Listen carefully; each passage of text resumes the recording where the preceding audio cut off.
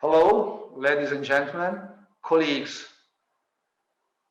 My name is Enrico Nobile, and it's my great pleasure to welcome you to the UTOPIA, How to Cope with the Uncertainty and Achieve Optimal Performance in Safer Complex System panel here in Trieste.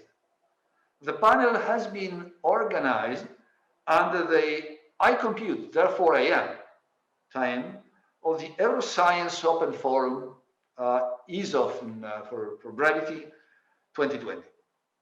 Before I start, first of all, I would very much like to thank the ESOF 2020 organizing committee, who put a lot of effort into this event, in particular because, as you know, of the COVID-19 pandemic, who forced the organizer to what I would call a dramatic and rapid program change and readjustment. From my presentation, if you can see the first slide where we have the title, the UTOPIA project, I would say in a few words, is a European research and training network with a mission to develop new approaches to treat uncertainty in complex engineering systems and novel optimization techniques to efficiently deal with large-scale problems, many objectives and uncertainties. And in fact, while optimization techniques are becoming somehow more and more accepted in the design process, the impact of uncertainty in the design process, what I mean for uncertainty, for example, uncertainties in boundary conditions, in geometric tolerances, in material properties, etc., cannot be overlooked.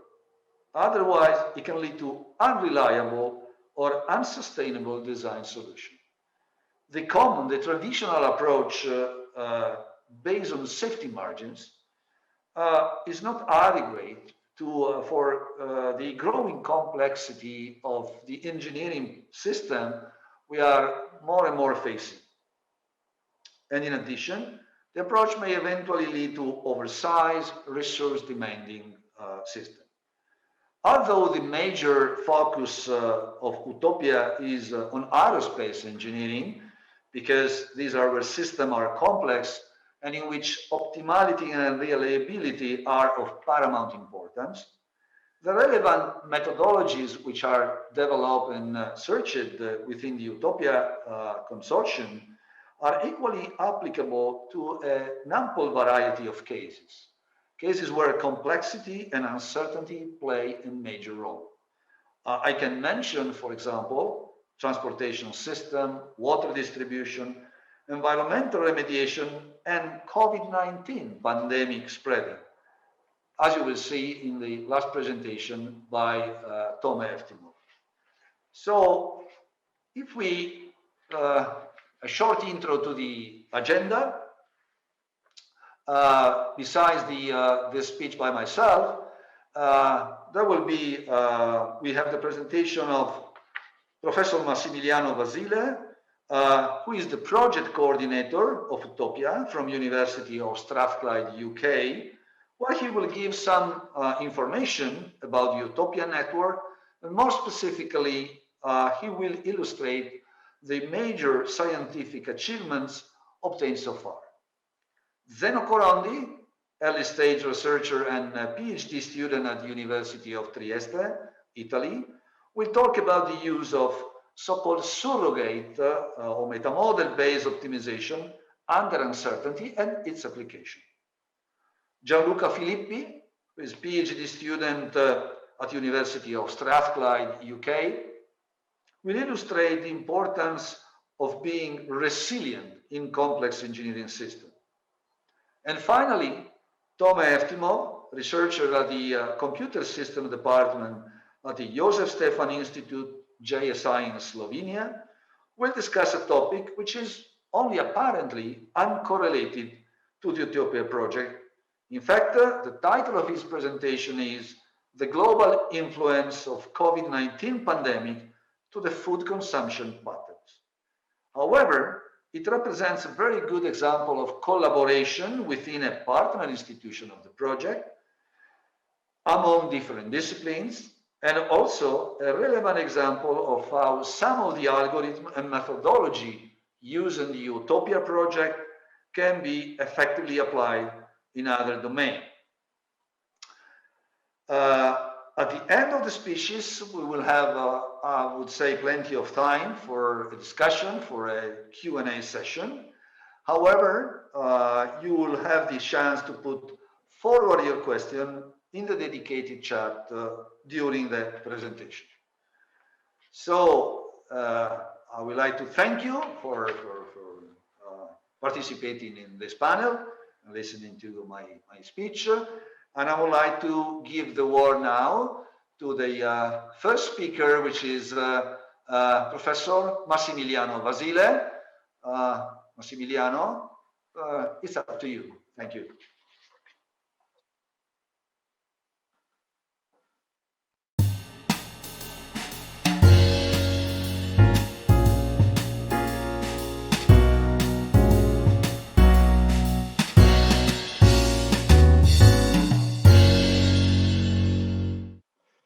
Thank you very much, Enrico. Thank you for the nice introduction. My name is Massimiliano Vasile. I'm Professor of Space Systems Engineering at the University of Strathclyde in Glasgow, in Scotland. And for the next 10-15 minutes, I will introduce the UTOPIAE project, and I will give you an overview of some of the major achievements so far. So UTOPIAE stands for Uncertainty Treatment and Optimization in Aerospace Engineering, is a Marie Curie innovative training and research network supported by the European Commission. It started in January 2017 with a total budget of nearly 4 million euros. And the focus, as Enrico mentioned, is on the treatment of uncertainty and optimization. It's a network composed of mathematicians, computer scientists, engineers, and we all came together to deal with uncertainty from different sides. It's a project that looks at the fundamental research in uncertainty treatment and optimization, but we are interested, of course, in deploying this fundamental research into practical applications, and in particular, we use the aerospace sector as a paradigm of important applications of complex systems in which reliability and resilience are very important. We recruited 15 researchers on this project. You will see a couple of them presenting their work today. And as part of the training program of this network, we also organize a number of events. And one of them will be, in fact, in November. I will mention something about that in my last slide. The network is fairly large. We have 15 partners across Europe. The coordinator is myself at the University of Strathclyde.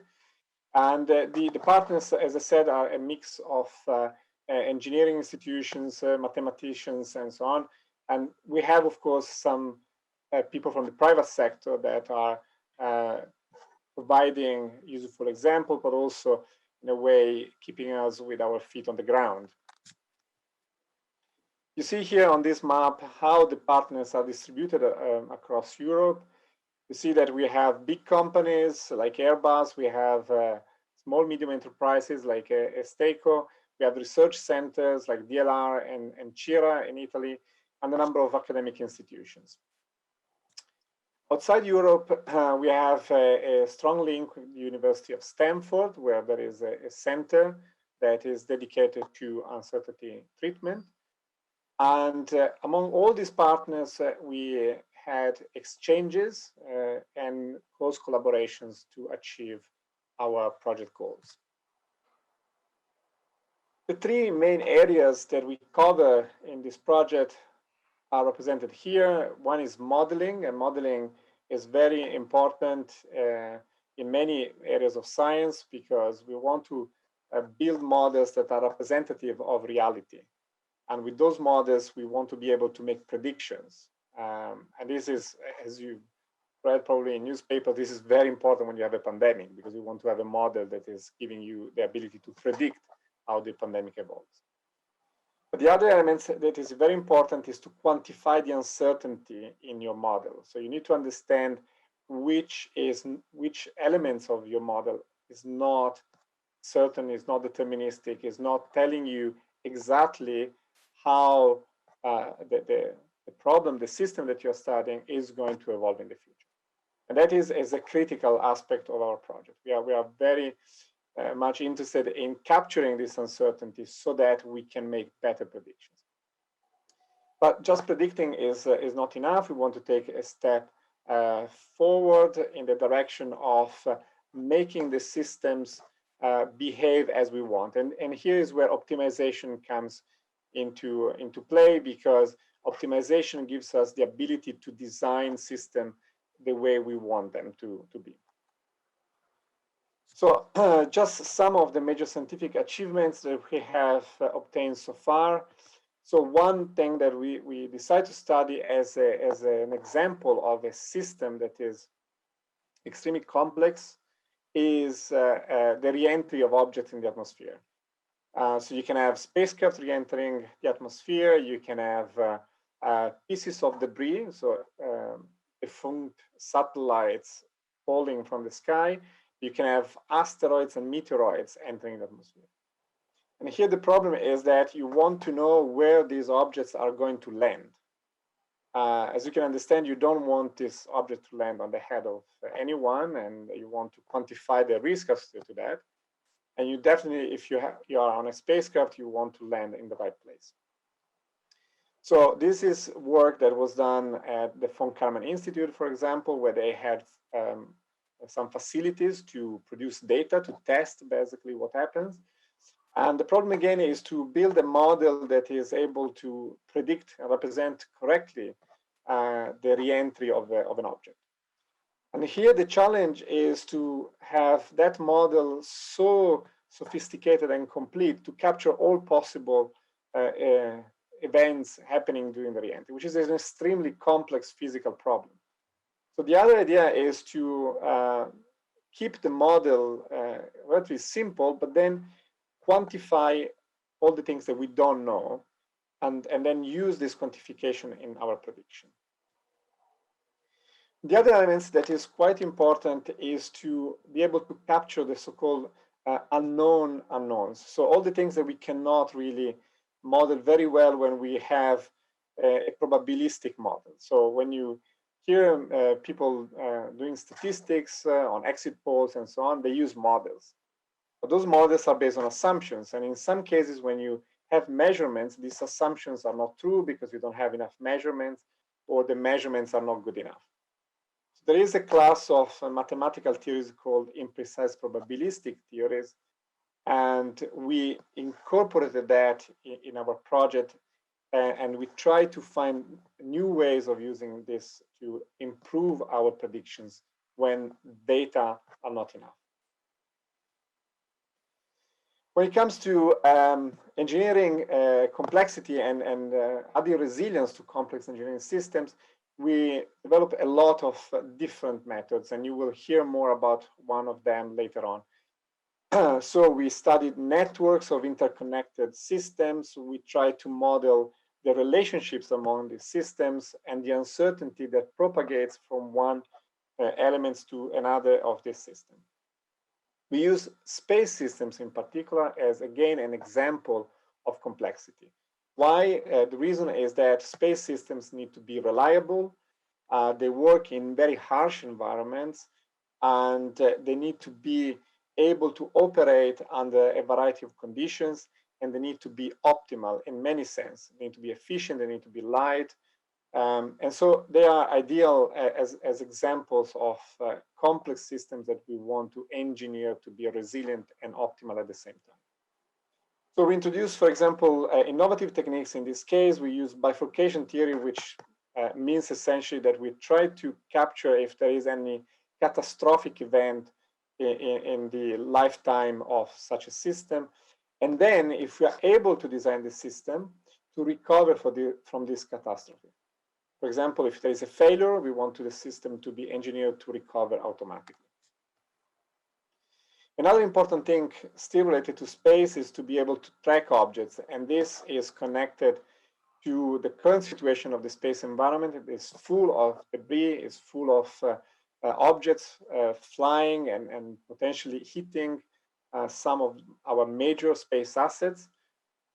In order to understand how to protect our space assets, the first thing we need to know is where these pieces of debris are and where they are going. And of course, there is uncertainty in our ability to capture where they are and where they are going. So we want to model this, and we want to, in this case, in this particular example, schedule observations in such a way that the uncertainty in the position of this object is minimized. This was a collaboration with the University of Cologne in Germany, and led to quite interesting results in this sense. Still on space, we had collaborations beyond Stanford also with NASA JPL, and they were quite interested in some of our approaches because, as you can understand, future interplanetary missions need to be, again, very reliable. And they need to work in many difficult conditions and need to be able to work optimally. This is an example of a mission to Jupiter, in particular to one of the moons of Jupiter. The mission is called Europa Clipper. And through this collaboration, we managed to improve basically the performance of the mission, but more importantly, the reliability of the mission during the exploration of Jupiter and the moons of Jupiter.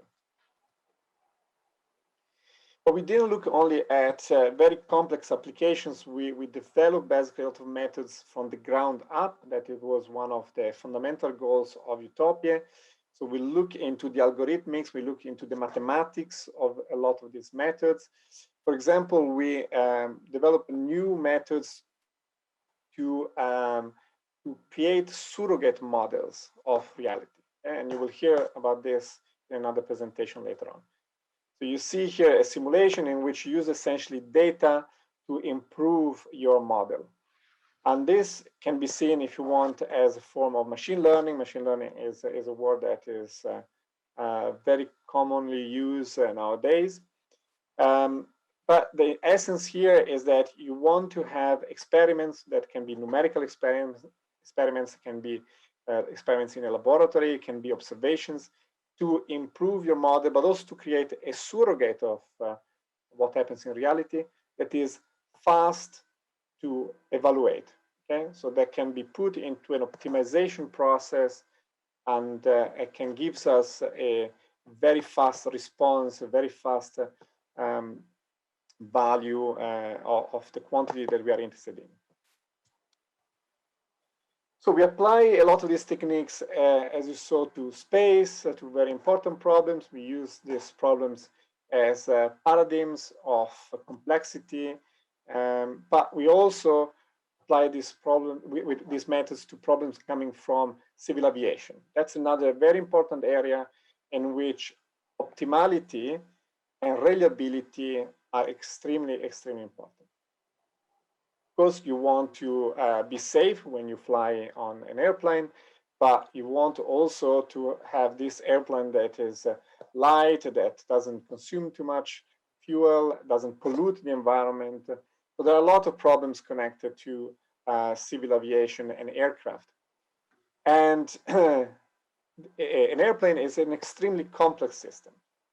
It's an extremely complex engineering system in which a lot of elements need to work together concurrently, and there is uncertainty in a number of aspects. One of these elements that is typically uncertain is the aerodynamics and the interaction of the aerodynamics with the structure and how the two combines together to lead to the performance of the airplane. So a lot of these methods were applied to a range of problems. Here you have a simple example of the design of a wing that was attached to an airplane, in which there are a lot of variables to be taken into account. So the complexity comes also from the dimensionality, the size of the problem. And we are very interested, of course, as Enrico said, in developing methods that are efficient for large-scale problems, like in the case of aircraft.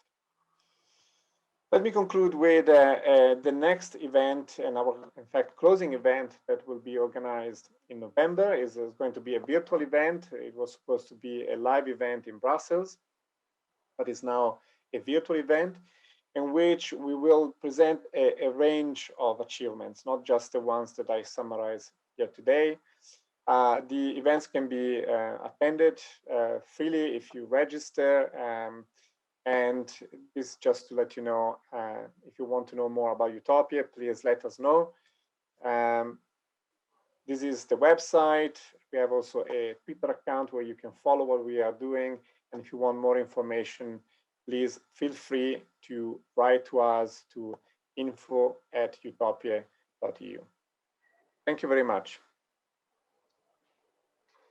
Okay, thank you very much, Massimiliano. Thank you very much. And I think now we are going to listen to what Mr. Zeno Corondi will tell us about his research activity within the UTOPIAE project. So, Zeno, you should switch on your microphone and okay, and I think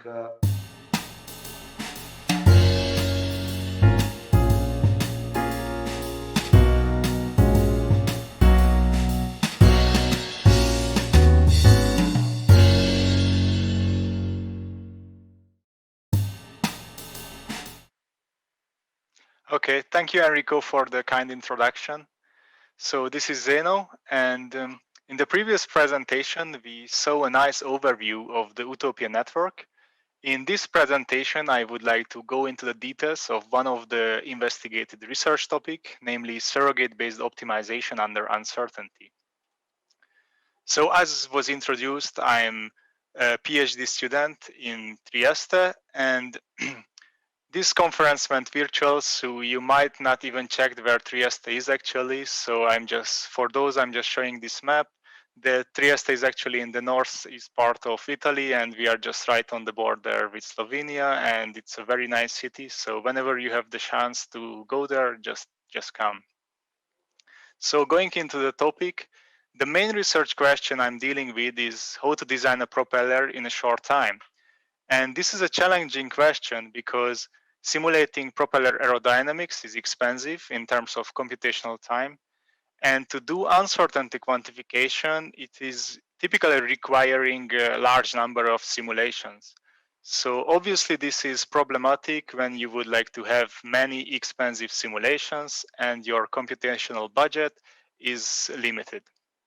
To overcome this problem, as was mentioned before, we can use surrogate models, which are typically fast to evaluate. And when I say surrogate model, I mean a purely data-based statistical model, which can relate the design variables to the response variables.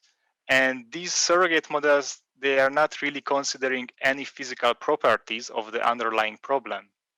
So these models can really speed up our design optimization process and facilitate the uncertainty quantification. Now, in this research, we are basically researching questions like how to do automated design optimization, how to do surrogate-assisted optimization and uncertainty quantification. And as was mentioned previously, that machine learning became quite popular recently, you might know these techniques under the name of supervised learning. The main question, of course, here that how to use these techniques to design a propeller or to apply for other aerospace applications.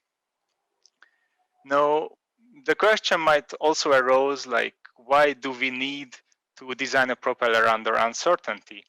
And the simple answer for this that we would like to have more efficient propellers and propulsion systems. But this question becomes even more relevant when we are discussing electrical aviation. So as we all know, the main challenge in electrical aviation is to solve the battery question and how to store energy.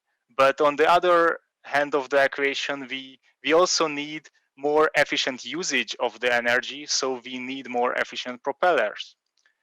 Another reason might be that in electrical aviation, distributed propulsion becomes a viable option. And you can imagine that when you have more propellers, the propeller efficiency is even more important. And we also have to state that these flying vehicles, aircrafts, they are really operating in an uncertain environment. So for example, we have uncertain weather conditions, and really we would like to design our product and our propellers in a way that these can operate efficiently in different environmental conditions. Now, we also see that with the recent technological advancements, there are more and more types of flying vehicles becomes available, but we don't really have a long history of manufacturing and using them. And because of this, we can be sure that operating these new types of vehicles, we will face many uncertain conditions. And we would like to be assured that in these uncertain conditions, we can operate safely and efficiently. And therefore, we need more advanced design optimization techniques, which are really considering uncertainties. So all in all, in the recent years, just the design optimization and design cycles are just speeded up. So basically, we need better solutions in a shorter time. And here, better solutions means that the product which we are designing will perform reliably and robustly in uncertain environmental conditions as well. Now, going back to the main question, how to design a propeller in a short time, we can simply answer this question by saying, okay, we can take an aerodynamic solver and then we can just run as many time as the computational budget allow us to run this solver and just pick the best design. But the problem right there starts where how to choose and which aerodynamic solver to choose. Because we have different kind of aerodynamic solvers and they are providing different level of accuracy, and typically the ones which are providing high accuracy, they need long computational time, and the solvers which you can run in a fraction of a second, that will not really provide the required accuracy. So the idea here is how to combine, or the question here, how to combine these aerodynamic solvers that you can come up with the best possible design when your computational budget is limited. And the solution for this can be multi-fidelity learning. So here we can imagine that we would like to know the performance landscape, which is in this picture, the black dashed line. And we would like to know this because if we had known the performance landscape, we can just simply pick the best design configuration, and that would be truly the best design. But in reality, unfortunately, we don't know this performance landscape. So we have to conduct experiments and we have to approximate and predict this performance landscape. Now, when your computational budget is limited, it can happen that you are not able to run so many high fidelity simulations. As in this case, the red triangles are representing the high fidelity simulations. And you can see if you build your statistical model based on this high fidelity information, you would end up with the black solid line, which is rather far from the true performance landscape.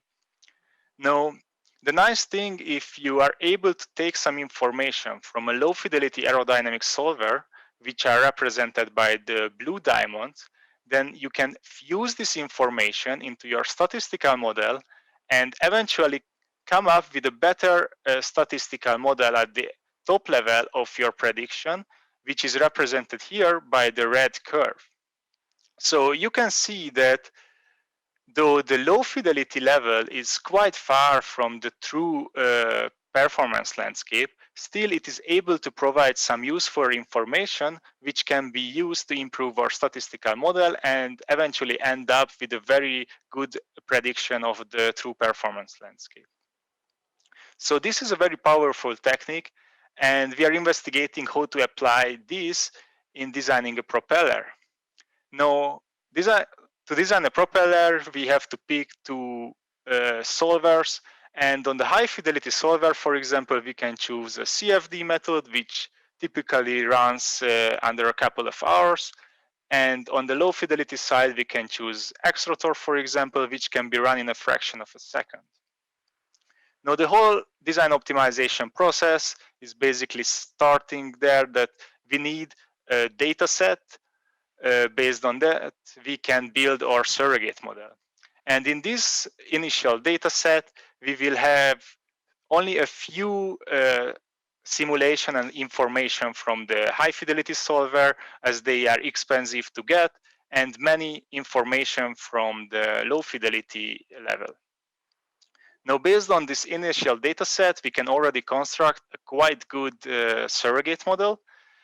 But if we still have some computational budget, then we can cleverly update this surrogate model in a way that we will use low fidelity simulations only to explore the performance landscape and to identify regions where the best configuration might possibly lie.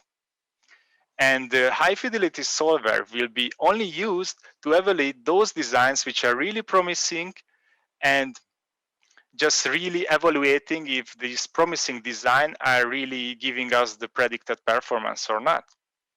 Now, in this way, we can really save a lot of computational time, and we can be really efficient to allocate all of our computational budget in the right way, so the high fidelity simulation used only for good design, and where the design are not so good, but we would like to still explore the landscape, we can use low fidelity samples. Now, at the end of this process, obviously, we would like to pick always a design configuration which was evaluated by a high fidelity solver, so we can be assured that the predicted performance has a good quality.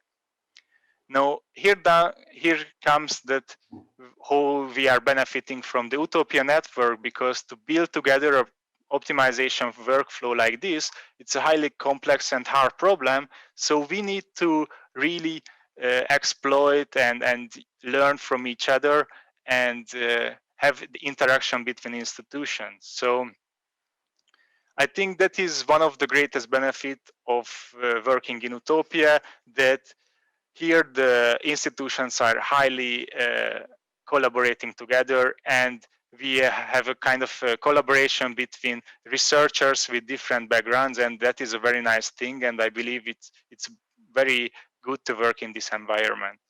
So the other thing which I found really nice in the UTOPIAE network is that we have many sites projects, and in this way we kind of learning how to manage ourselves in the research community, and that is also providing a very nice experience in the early stage of our career. So in overall, I found UTOPIAE a very nice and well-coordinated research environment with highly skilled partners and secure financial background, and these are very important to really produce results and do research. So at last but not least, I would like to show you these pictures that actually we were also encouraged not just to be active members of the research community, but also actively involved with the public, and particularly giving lectures and having conversation with the future generation of scientists and researchers. So this was also a very nice experience, and I'm really glad that I'm part of this UTOPIAE network. So with that, I would like to thank you for your attention, and see you in the next presentation. Thank you, Zeno. And I think now it's turn for Mr. Filippi, who will talk us about being resilient in complex engineered systems. So Gianluca, it's up to you. Wait for the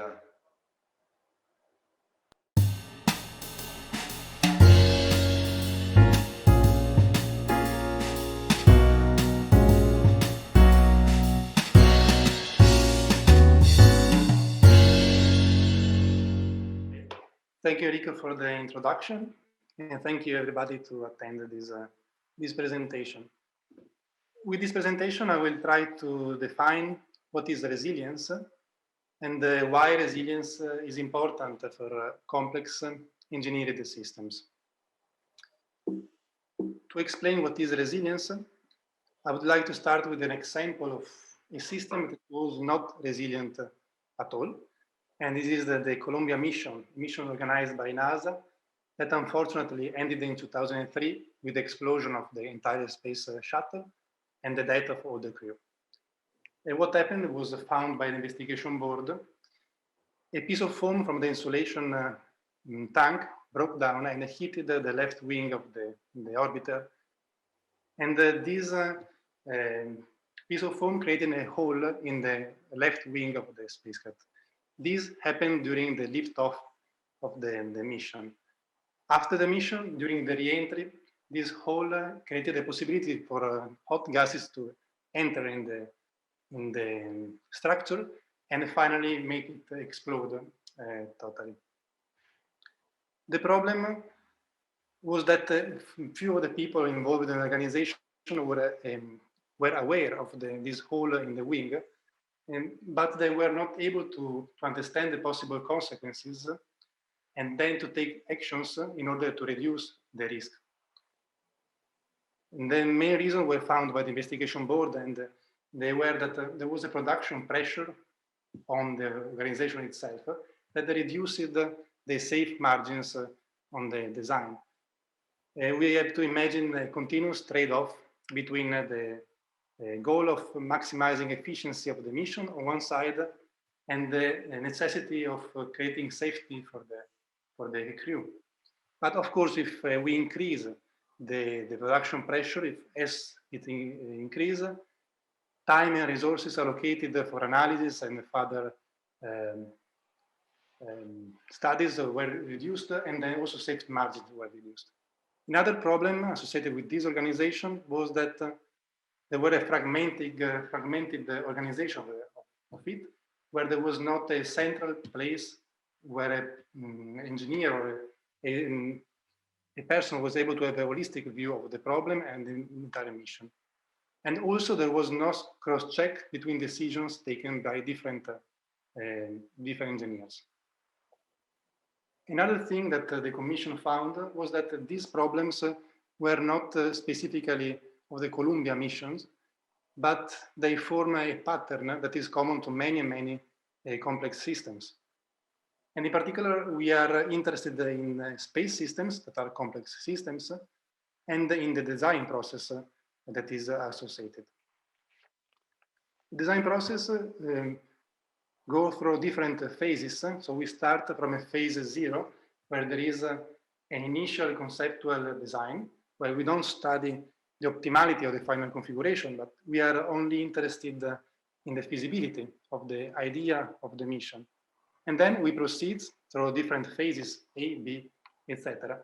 And every time we go to the next step, we take some decisions, we reduce the possible amount of combinations of the final solution, and also we increase the detail of the analysis and time that is spent in this analysis. However, sometimes at certain point during this design process, the engineers understand that the direction that they took is not the optimal one, because some problems arise during the design process. The design process can endure for several years, so also the technology can change in this period. The requirements can change in this period. And then the direction that they choose cannot be optimal. There are two possible options in this scenario. They can choose to continue with this direction, try to adapt it the best possible to the new requirements, but of course we will end up with a suboptimal solution. The other option is to come back to the previous phases, incorporate new evidence, and make new analysis, and finally end up with the optimal solution. In this case, of course, we increase the time spent in the design process, we increase the cost of the design process itself. Usually the first option is chosen because there is a production pressure, and so the project is to be finalized as soon as possible. The real problem behind everything we saw is that on one side, the complexity of systems we manage and we design is increasing every day. And on the other side, instead, industry, in particular, we're speaking about space industry, is still using traditional approaches that are not able to deal and understand this increasing complexity. That's why we should have a switch to a new paradigm, a new way of thinking about complex systems. And so it also to a new tools and new approaches applied to these systems. For example, network theory can be applied, and using a network, you can represent the whole complex systems as a network of nodes. And to each node, you can associate a model, as we heard before, a model that describes how that particular physical or organizational system behave, and incorporate also uncertainty that affect that system. And in this way, we can study the interconnection of nodes and how the entire system is working. Using network theory, we can also incorporate the evolution of the complex system through the design process. So we can see how it is changing and how the designer are changing it during the design process. For example, we can consider a simple network in phase A, where each node represents an entire subsystem, here, for example, the telecommunication system. But as soon as we move to phase B, we have to decompose this node in a number of different nodes, where each one describes an even smaller component. And then we can incorporate everything, so taking into account the network and design process, and create a complex network. The complex network represents the complex system. So it's an analogy in which we can understand how the dynamic of a single component interact with the others and create a global emergent behavior of an entire system. We can analyze how uncertainty is spreading through the network and how we can manage uncertainty at a holistic and systemic point of view. And finally, we can apply on top of this an optimization approach in order to drive the design and finally have a solution that behave as we want. For example, we can use a resilience, as we were speaking before, as one of the goals. We want the entire system to work resiliently.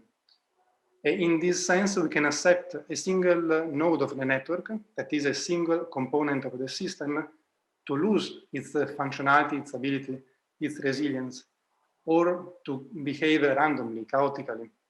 But the important point is that we apply a global resilient measure, a global resilient definition.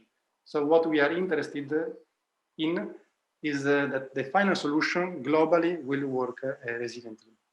As in the example, the figure, we see that the functionality of the final spacecraft, the whole spacecraft, have a reduction due to a failure or something, but then is able to recover globally. Concluding, the idea I wanted to explain, to share, was that the complexity in our world, in systems created by humans, is increasing every day.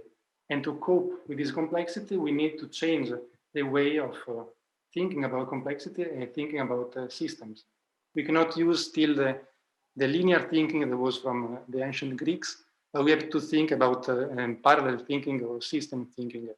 And in this way, we will manage to cope with more and more complex systems in the future. And with this, I would like to thank you again. Thank you, Gianluca. Thank you very much. And now, last but not least, we're going to have Tom S.p.A.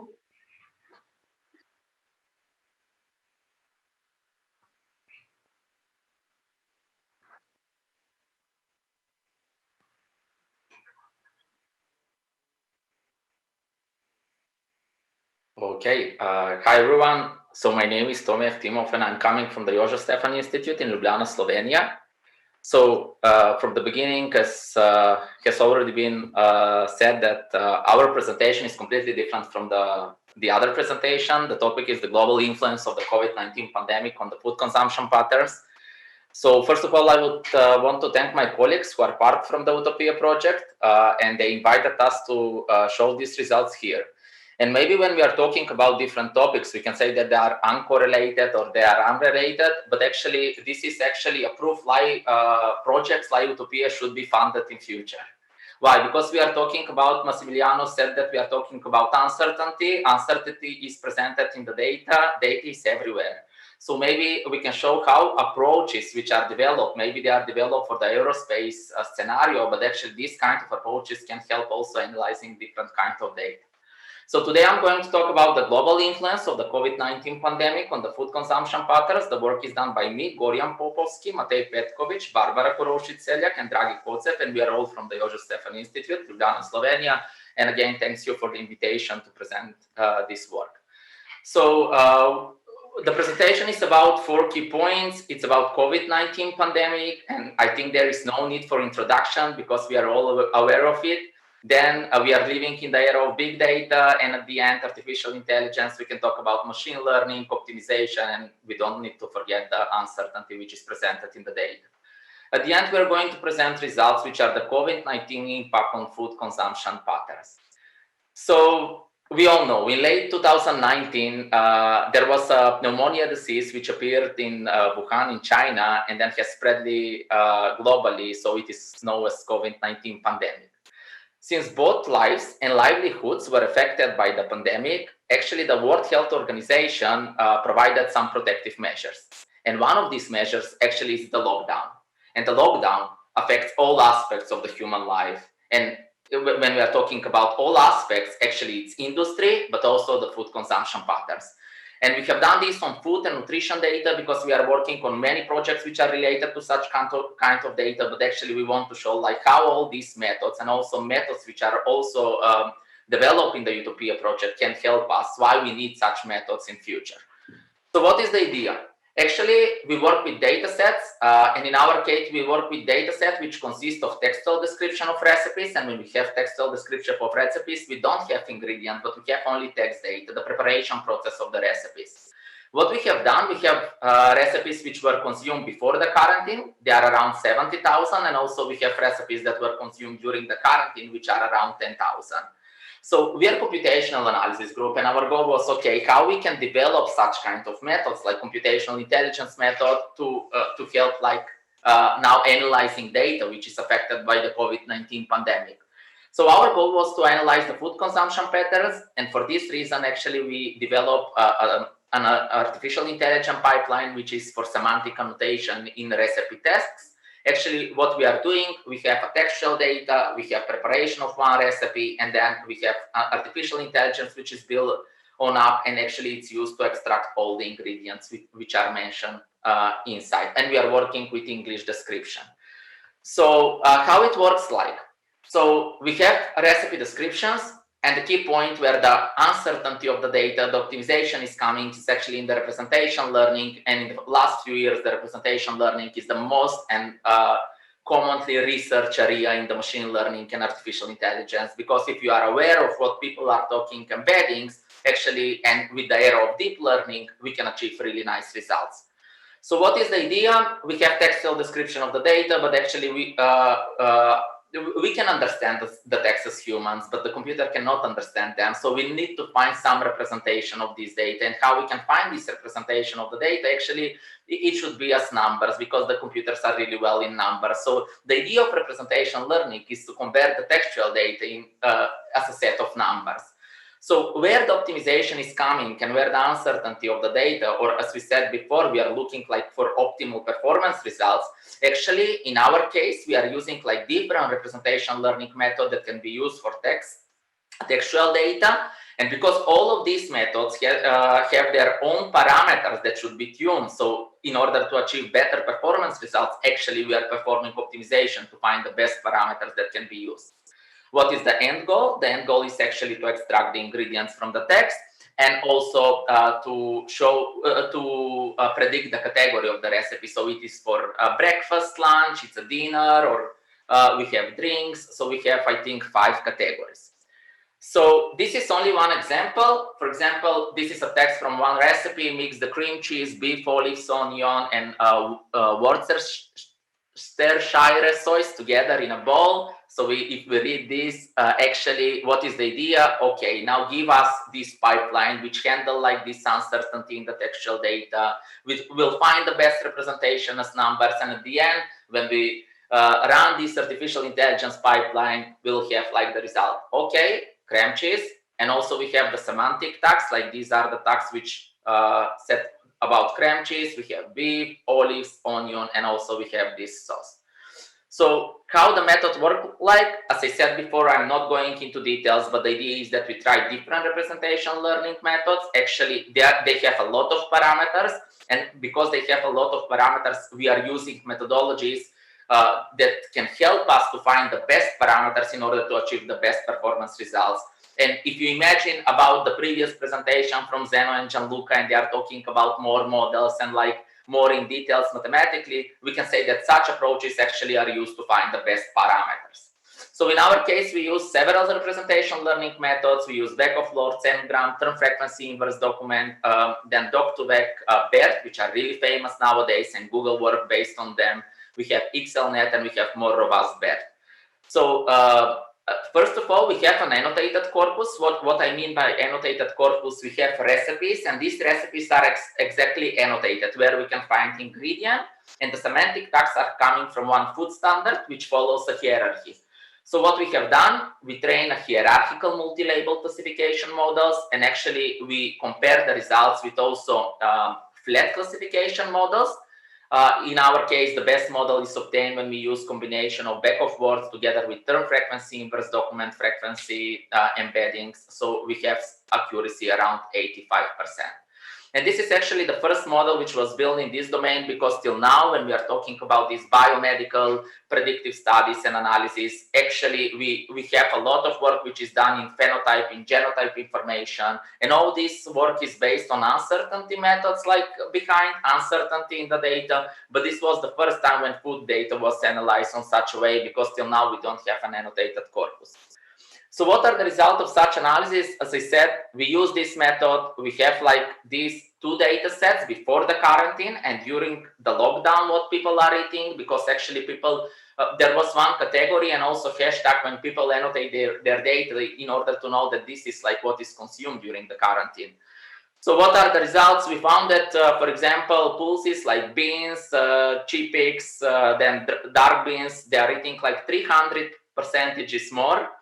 Also, we found that, for example, pancakes, 280% more. So if you ate a lot of pancake during the lockdown, you haven't been the only ones. And also, if we talk about like what was increased, the consumption of water, the fruits which contain like stones, also the fish, because a lot of countries have a problems with the export and import of fish and seafood products.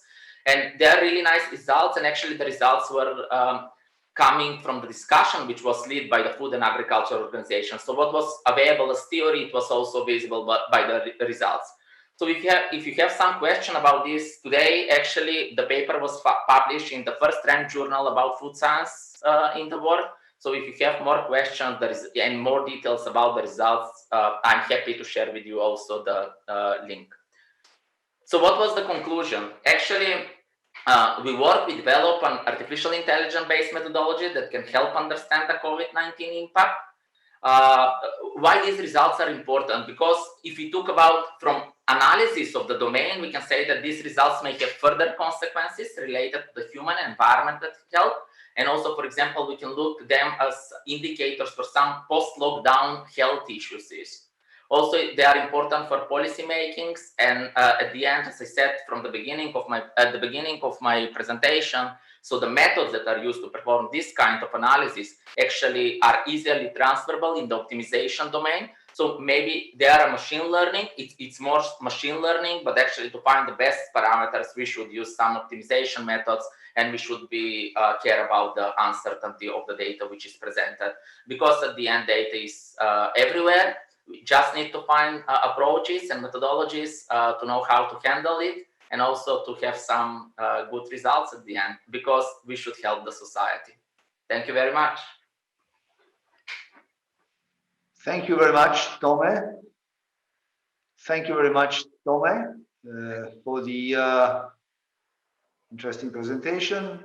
I would like to thank all the speakers for being quite sharp and clear and being on time.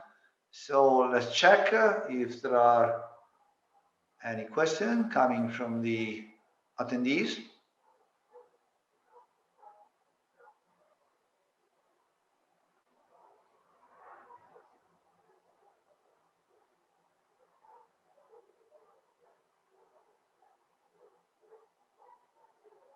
Okay, it looks like there are no questions, so probably you all have been quite very, very clear. So there are no uncertainties in the presentation. So we can, I think we can wait a couple of minutes, and I ask a confirmation from the for our technical staff. Should we wait a little bit, or we may assume the our panel is we can conclude the panel. Yes. Well, we can just I can just say a few words. There are in several of the well, most of your presentation. I'm talking about particularly the most technical one, not exactly that from Massimiliano, which gave us a very nice overview of the entire project and the achievements. There are many issues which are quite common. We're talking about big data on one side, so we have plenty of data, and that we have to find a way to use it in the best possible way. And on the other side, one thing I would like to mention is that since systems are becoming more and more complex, high fidelity simulation is becoming more and more expensive, which means that you need to use high performance computer and very sophisticated simulation technologies. So, okay, I think we can conclude our session. Again, I'd like to thank all of you. So thank you very much, Massimiliano, Zeno, Gianluca, and Tome, for being here, for presenting your very nice work. Well, it looks like we have a question. Please stay tuned. Okay. Okay. Okay, there is an interesting question which I would like to forward to Zeno, and it's quite a technical one. The question is simple, that says this: could you benefit from derivative information that is available in SU2? I think is the open source CFD solver. You used the adjoint solver when you train your surrogate models. It's a very good question. In other words, can you exploit the information if you activate the adjoint solver, which is within SU2? Have you ever tried, or have you thought about this? Is there any other work done so far using this this approach? Yes. So I don't know. Can you hear me? We asked to the technical staff if we can hear you. Am I online? Okay, so thank you for the question. It's indeed a very good question. And the simple answer is yes, we can, of course, exploit this information. The more so, actually, in our network, there is one of the researchers who are using gradient enhanced Gaussian processes to really speed up his design optimization process, and he's really exploiting the gradient information which he's able to get not from SU2 but from his own CFD solver.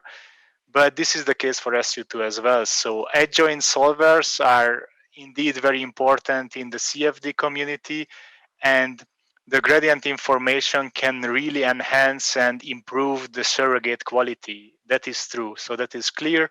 And even in multi-fidelity, you can use the surrogate information, but here you have to be more careful because, of course, getting gradient information from a low fidelity solver, that is not so good. So one possible way to do multi-fidelity surrogate is you have a CFD simulation, you just have a coarse mesh and a fine mesh.